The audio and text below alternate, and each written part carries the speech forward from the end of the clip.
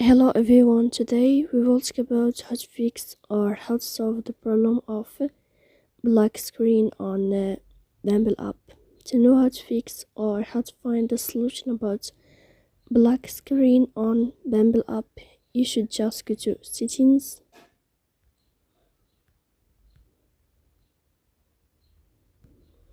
So you can click here. In the first you can go to the window of apps and you can click on Bumble. Then you can go to first stop and you can click OK. After that you will enter to the window of storage. Then you can click clear cache. Don't click clear data because that can cause you errors or can delete your account. So please don't forget to support us by like and subscribe. See you next time in another video.